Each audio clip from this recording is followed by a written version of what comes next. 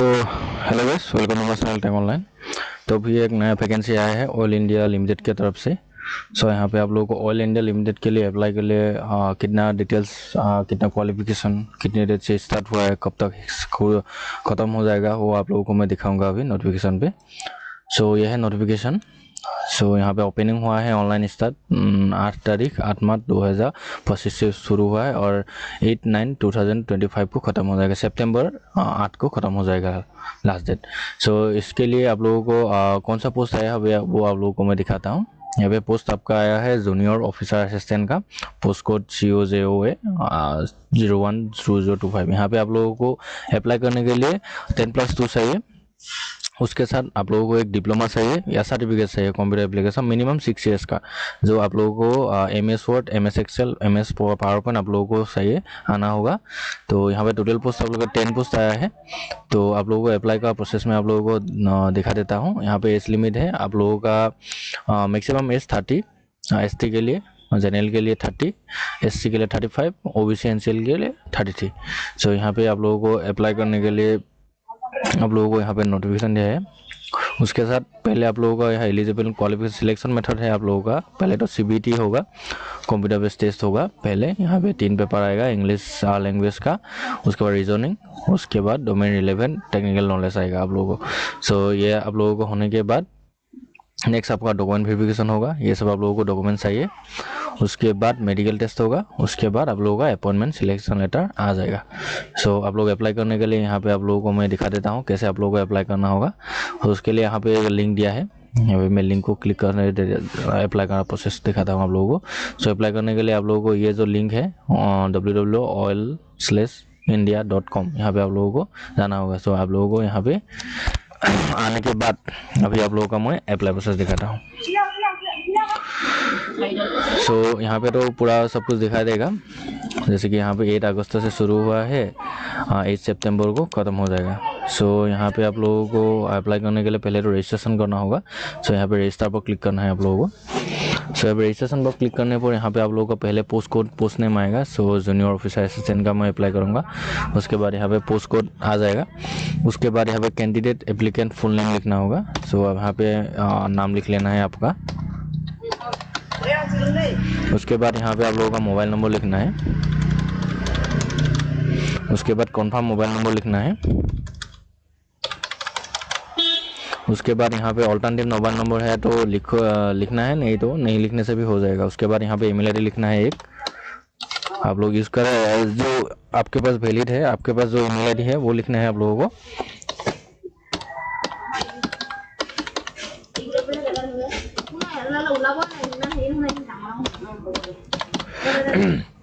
उसके बाद यहाँ पे आप लोगों को कन्फर्म ईमेल आईडी लिखना है, कन्फर्म ईमेल एड्रेस। यहाँ पे कन्फर्म के लिए भी सेम टू सेम लिखना है आप लोगों को।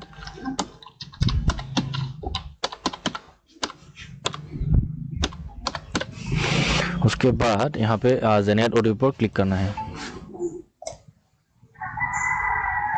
जेनरेट OTP पर क्लिक करने पर यहाँ पे आप लोगों को एक कैप्चा आएगा फिल करने के लिए। कैप्चा ऑथेंटिफिकेशन लिख के यहाँ पे आप लोगों को कैप्चा भी फिल कर लेना है। उसके बाद यहाँ पे सबमिट पर क्लिक करना है।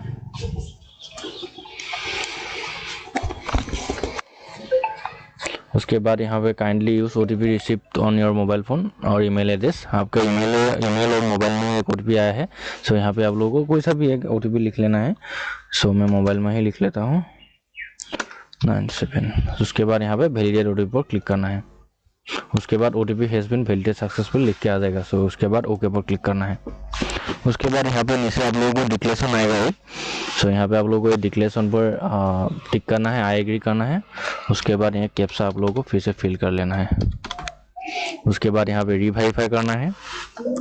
यहाँ पे आपका पोस्ट लिख के आएगा पहले, यहाँ पे साइड में राइट क्लिक करना है। उसके बाद आपका नाम आएगा, नाम से ठीक है कि नहीं वो देखना है, ओके करना है। उसके बाद मोबाइल नंबर आएगा, मोबाइल नंबर टिक करना है। उसके बाद ईमेल एड्रेस आएगा, यहाँ पे टिक करना है। उसके बाद नीचे सबमिट करना है। यहाँ पे आई एग्री करना है, यहाँ पे ओके पर क्लिक करना है।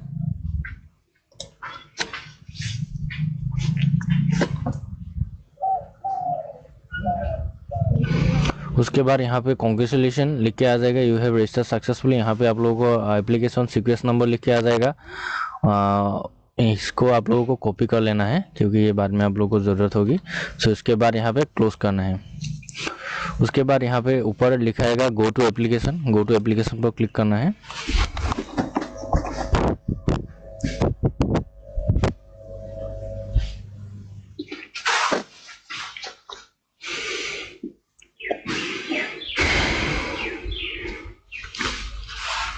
उसके बाद नीचे आना है, पोस्ट अप्लाइड डिटेल्स पर यहाँ पे आप लोगों को सब कुछ लिख के आ जाएगा, आपका एप्लीकेशन नंबर, उसके साथ यहाँ पोस्ट नेम, पोस्ट कोड, और यहाँ पे आप लोगों को जेंडर सिलेक्ट करना है। जेंडर में सिलेक्ट कर लेता हूँ। उसके बाद यहाँ पे आप लोगों को डेट ऑफ बर्थ सिलेक्ट करना है। सो डेट ऑफ बर्थ भी मैं सिलेक्ट कर लेता हूँ। उसके बाद यहाँ पे नेशनलिटी पूछेगा, सो नेशनलिटी इंडियन हो, सो इंडियन। उसके बाद यहाँ पे पूछेगा are you domicile in state of Jammu and Kashmir during the period 01/01/1980 to 31/12/1989। यहाँ पे आप लोगों को जम्मू कश्मीर से बिलोंग करते हो वो पूछ रहा है। आपके पास डोमिसाइल आप लोगों का 1/1/1980 से 31/12/1989 के बीच में आपका डोमिसाइल है क्या वो पूछ रहा है। तो मैं जम्मू कश्मीर से ही नहीं हूँ, तो यहाँ पे नो हो क्लिक करूँगा। इसके बाद कैटेगरी पूछेगा आप लोगों का कौन सी कैटेगरी से बिलोंग करते हो, तो मैं एसटी से, तो एसटी। उसके बाद यहाँ पे आप लोगों को person with benchmark details, disability यहाँ पे पूछेगा आपका are you a person with minimum 40% disability. आपके पास आप डिसेबिलिटी है क्या, वो आपका 40% से ऊपर है क्या वो पूछ रहा है। तो मैं डिसेबल नहीं हूँ, तो यहाँ पे नो पर क्लिक करूँगा। उसके बाद यहाँ पे एक सर्विसमैन डिटेल्स आएगा, आप एक सर्विसमैन है क्या वो पूछ रहा है। तो मैं एक सर्विसमैन भी नहीं हूँ, तो नो। उसके बाद यहाँ पे आपका नाम आएगा, उसके साथ यहाँ फादर नेम लिखने को देगा। सो मैं फादर नेम लिख लेता हूँ फटाफट। उसके साथ ही आप लोगों को यहाँ पे साइड में मदर नेम लिखने को देगा, तो मदर नेम भी लिख लेता हूँ। उसके बाद यहाँ मोबाइल नंबर और ईमेल आईडी खुद ब खुद लिख के आ ही जाएगा। उसके बाद यहाँ पे टाउन सिटी यहाँ पे आएगा। सो यहाँ पे आप लोगों को खुद ब खुद सिलेक्ट ही हो जाएगा, दिल्ली, सिटी, एनसीआर। सो नीचे आना है। उसके बाद यहाँ पे आप लोगों को बैंक अकाउंट डिटेल्स अपलोड करना होगा। सो मैं अपना बैंक अकाउंट डिटेल्स अपलोड कर लेता हूँ। यहाँ पर वो लिखना है आप लोगों का बैंक अकाउंट डिटेल्स। सो मैं लिख लेता हूँ। सो पहले तो आप लोगों का यहाँ पे नेम ऑफ अकाउंट होल्डर का नाम लिखना होगा, जो कि मेरा ही है। सो मैं अपना नाम लिख लेता हूँ। उसके बाद यहाँ पे बैंक नेम लिखना है। सो मेरा स्टेट बैंक में है, स्टेट बैंक ऑफ इंडिया। सो मैं यहाँ पे स्टेट बैंक ऑफ इंडिया ऐसे भी लिखना, नहीं तो यहाँ पे SBI भी लिख सकते हैं। सो यहाँ पे आपको ब्रांच लिखना होगा। सो मैं यहाँ पे ब्रांच लिख लेता हूँ, मेरा कौन सा है। उसके बाद बैंक अकाउंट नंबर लिखना होगा। तो बैंक अकाउंट नंबर लिख लेता हूँ मैं।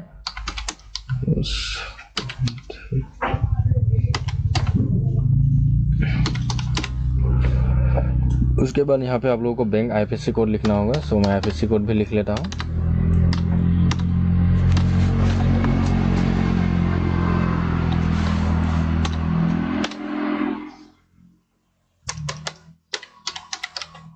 उसके बाद यहाँ पे नीचे आप लोगों को पूछेगा कि are you an internal oil employ, आप इंटरनल ऑयल एम्प्लॉय है क्या वो पूछा है। तो मैं नहीं हूँ, नो।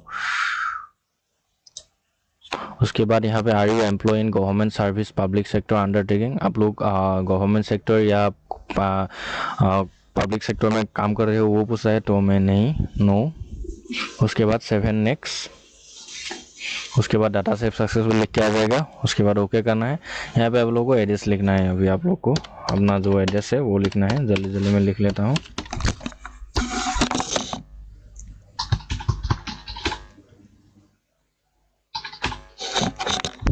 यहाँ पे एड्रेस लाइन 2 भी लिखना है। तो एड्रेस लाइन 2 भी आप लोगों का कोई भी आपका पिन कोड या आपका जो पोस्ट ऑफिस होता है वो लिख लेना है।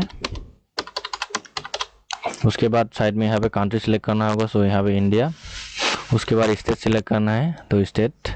उसके बाद जो आपका डिस्ट्रिक्ट है, डिस्ट्रिक्ट सिलेक्ट करना है। उसके बाद यहाँ पे फिर से पिन कोड लिखने को देगा, तो पिन कोड लिख लेना है।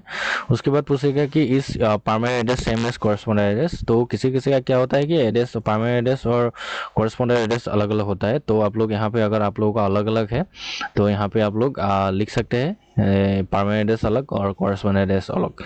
सो मेरा सेम ही है, तो मैं यहाँ पर यस ही करूँगा। उसके बाद नीचे खुद ब खुद मेरा सिलेक्ट होकर आ जाएगा, मेरा एड्रेस सेम टू सेम लिख के आ जाएगा, परमानेंट और कॉरेस्पॉन्डेंट एड्रेस। उसके बाद यहाँ पे 7 नेक्स्ट करना है। उसके बाद डाटा सेट सक्सेसफुल लिख के आएगा। सो यहाँ पे ओके पर क्लिक करना है। यहाँ पे नीचे आप लोगों का अभी 10th का जो मार्कशीट है वहाँ डिटेल्स अभी आप लोगों को लिखना होगा अभी यहाँ पर। सो पहले यहाँ पे 10th का मैं मार्कशीट लिख लेता हूँ, मेरा डिटेल्स पूरा। सो कौन से बोर्ड से पास किया है वो लिखने को देगा पहले। सो मेरा BUOARD board of secondary, board of secondary education.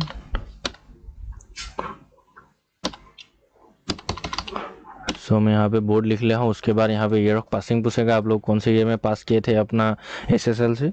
सो मैंने 2019 को पास किया था। उसके बाद इंस्टीट्यूट नेम, आपका स्कूल का नाम लिखने को बोल रहा है तो स्कूल का नाम भी लिख लेता हूँ मैं जल्दी जल्दी।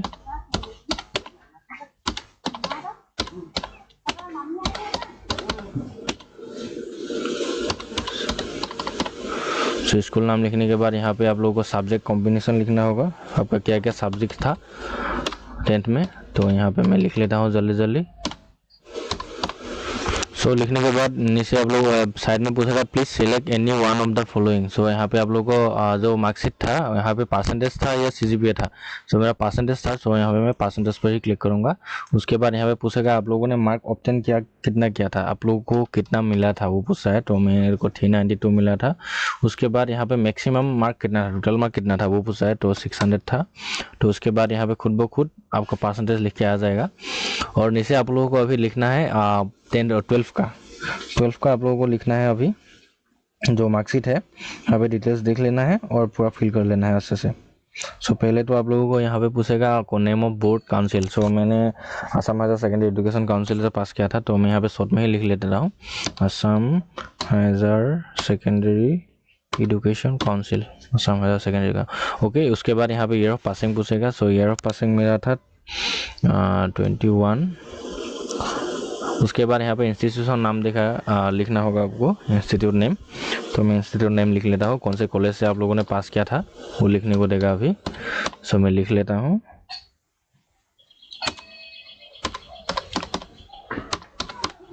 उसके बाद यहाँ पे आप लोगों को सब्जेक्ट लिखने को देगा, आप लोगों का कौन कौन सा सब्जेक्ट था 12th में। तो मैं लिख लेता हूँ यहाँ पे।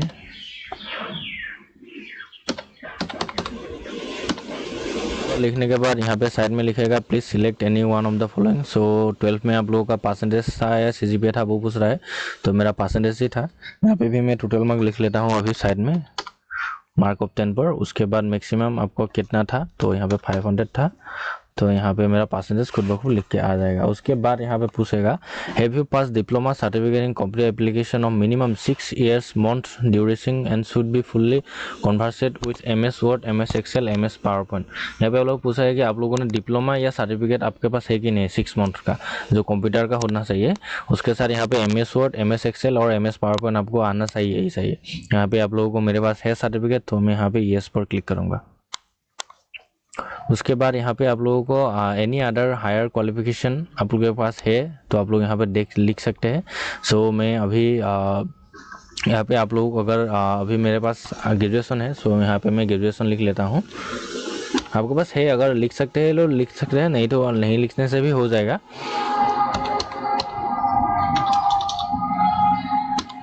तो यहाँ पे मेरा डिग्री लिख लेता हूँ। उसके बाद यहाँ पे सब्जेक्ट लिखना है आप लोगों को, कौन से सब्जेक्ट में आप लोगों ने मैंने मेजर लिया था वो लिख लेता हूँ, स्टैटिस्टिक्स।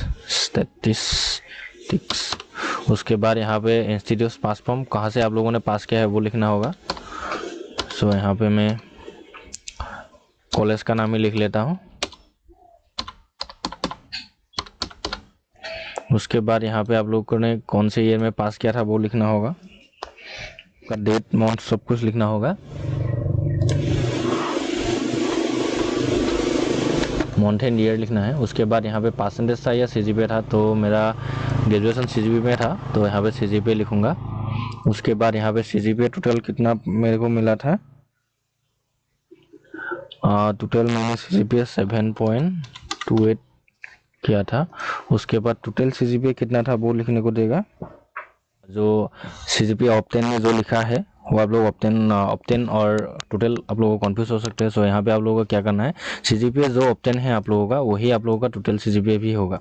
सो यहाँ पे मेरा 7.28 ही होगा टोटल CGPA।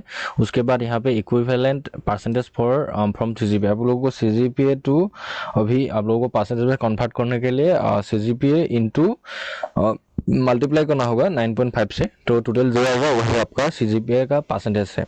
सो मेरा ऐसे करने पर यहाँ पे मेरा 69.16 आता है, तो यहाँ पे मैं लिख लेता हूँ।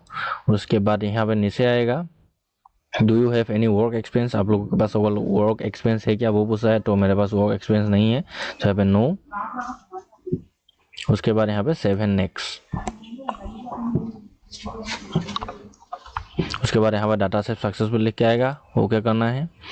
उसके बाद यहाँ पे आप लोगों को upload the scan copy of recent passport size photo, यहाँ पे आप लोगों को फोटो अपलोड करना होगा। सो यहाँ पे फोटो अपलोड करने के लिए क्लिक हियर टू अपलोड पर क्लिक करना है। सो यहाँ पे मैं अपलोड कर लेता हूँ फोटो अपना। यहाँ पे आप लोगों को दिखाएगा देगा जैसे कि आप लोगों का photo size 100 KB to maximum 200 KB होना चाहिए। उसके साथ ही इमेज आप लोगों का JPG या JPNG फॉर्मेट में होना चाहिए। स्कैनर DPI शुड भी 200 DPI होना चाहिए। उसके बाद डायमेंशन आप लोगों का 3.5 सेंटीमीटर इंटू 4.5 सेंटीमीटर।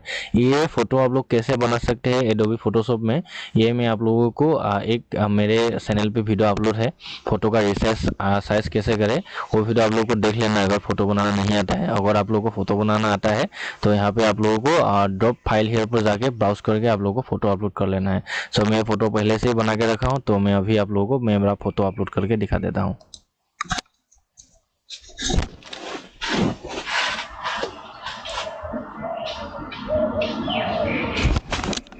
अभी फोटो अपलोड होने पर फोटो अपलोड सक्सेसफुल लिख के आ जाएगा, file up to date successful लिख के आ जाएगा। उसके बाद यहाँ पे आप लोगों को क्लोज करना है। उसके बाद यहाँ पे राइट क्लिक आ जाएगा।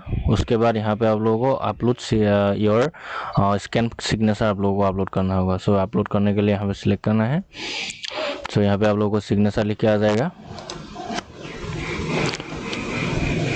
यहाँ पे आप लोगों को लिखा है कि please upload your recent signature minimum 18 KB to 150 KB में होना चाहिए और फॉर्मेट आप लोगों का JPG या JPNG होना चाहिए।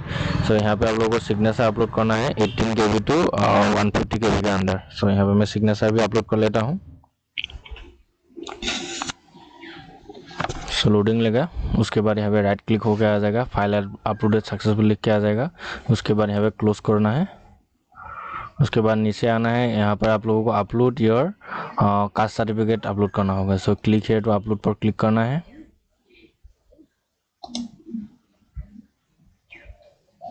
यहाँ पे आप लोगों को कास्ट सर्टिफिकेट का भी यहाँ पे फॉर्मेट लिखा है कि जैसे 100 टू 1 MB के बीच में होना चाहिए, JPG JPNG।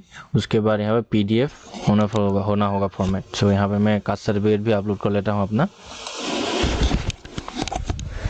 सो यहाँ पे लोडिंग लगा थोड़ा टाइम।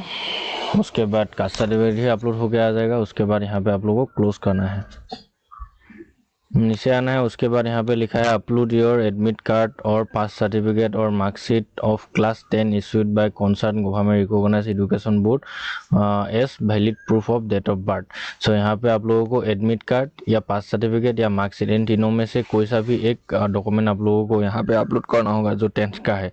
सो मैं यहाँ पे अपना जो कोई भी है मेरे पास वो अपलोड दे देता हूँ। तीनों है मेरे पास पर मैं अभी एक ही अपलोड करना होगा आप लोगों को। तो यहाँ पे मैं एक अपलोड करूँगा। यहाँ पे भी ऐसे ही है, 100 KB टू 1 MB तक होना चाहिए, JPG JPNG। उसके बाद जो मेरा 10th का मार्कशीट है वही मैं अपलोड कर लेता हूँ। अभी मेरे पास तीनों ही था पर मैं अभी मार्कशीट ही अपलोड कर लेता हूँ। उसके बाद यहाँ पे क्लोज करना है और नीचे आना है। उसके बाद marksheet and pass certificate of 10+2 from government recognised university board institute, marksheet and pass certificate of class 10th and 10+2। So यहाँ पे मार्कशीट के साथ जो पास सर्टिफिकेट है वो भी साथ में आप लोगों को प्लस करके यहाँ पे अपलोड करने को दे रहा है। तो यहाँ पे मैं एक अपलोड करने का सोच रहा था पर मैं अभी यहाँ पे एंड लिखा है तो यहाँ पे दोनों को अपलोड करना होगा साथ में ही। सो मैं एक PDF फॉर्मेट में इसको बना के अपलोड कर दूंगा। यहाँ पे देखता हूँ PDF फॉर्मेट है कि नहीं। हाँ, यहाँ पे PDF फॉर्मेट है। यहाँ पे PDF फॉर्मेट भी अपलोड कर सकते हैं। 100 KB टू 1 MB तक होना चाहिए। सो यहाँ पे मैं जो मेरा हाई सेकेंडरी का मार्कशीट और पास सर्टिफिकेट दोनों में, सर्टिफिकेट और मार्कशीट दोनों में मार्च करके आप लिख के आ जाएगा। उसके बाद यहाँ पर क्लोज करना है।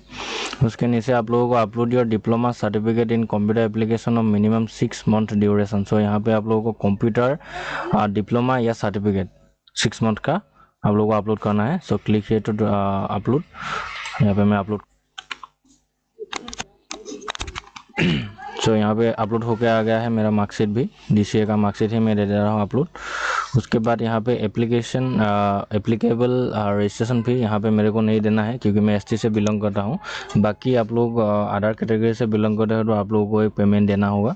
सो मेरे को अभी नहीं देना है। तो यहाँ पे नीचे आना है। उसके बाद यहाँ पे I have gone through the details of the application for click preview button and confirm that all reflection the यहाँ पे आप लोगों को जो भी डिटेल्स दिया है आप लोगों ने देख लिया है, तो सब कुछ ठीक है वो पूछ रहा है, तो मैंने देख लिया हूँ। सो यहाँ पे मैं टिक करूँगा, यहाँ पे नीचे भी टिक करूँगा। उसके बाद आई एम इन प्रोफेशनल यहाँ पे भी क्लिक करूँगा। उसके बाद आई एग्री पर भी क्लिक करूँगा। उसके बाद नीचे यहाँ पर आप लोगों को कैप्चा फिल कर लेना है 9361। उसके बाद यहाँ पे आप लोगों को प्रीव्यू कर सकते हैं, नहीं तो आप लोग सबमिट कर सकते हैं। सो मैं एक बार प्रीव्यू कर लेता हूँ। मैंने जो भी फिलअप किया है वो सब कुछ आप लोगों के आगे लिख के आ जाएगा।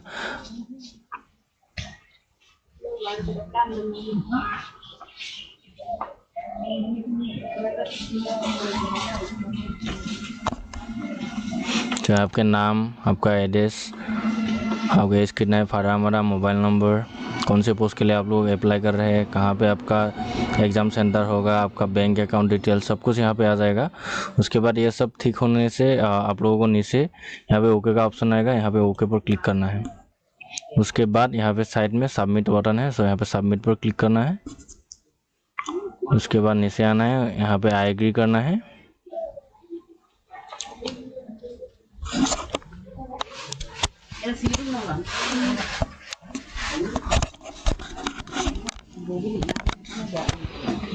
सो यहाँ पे आप लोगों का form application form has been submit successful लिख के आ जाएगा। आप लोगों का जो अभी एप्लीकेशन फॉर्म है आपका मोबाइल में भी एक मैसेज आ जाएगा और आपका ये ऑनलाइन कम्प्लीटली हो चुका है। तो दैट्स इट, थैंक यू। यहाँ पे आप लोग एक बार कर सकते हैं, आप पिन करके रख सकते हैं फ्यूचर रेफरेंस के लिए। आप लोगों को ज़रूरत होगा फ्यूचर रेफरेंस के लिए एडमिट डाउनलोड करने के लिए, तो आप लोग यहाँ पे प्रिंट बटन पर क्लिक करने पर आप लोगों को ये पूरा प्रिंट करके रख सकते हैं, नहीं तो आप PDF फॉर्म में भी रख सकते हैं आपके मोबाइल में फ्यूचर रेफरेंस के लिए। सो दैट्स इट, ऐसे ही आप लोग अप्लाई कर सकते हैं। So thank you.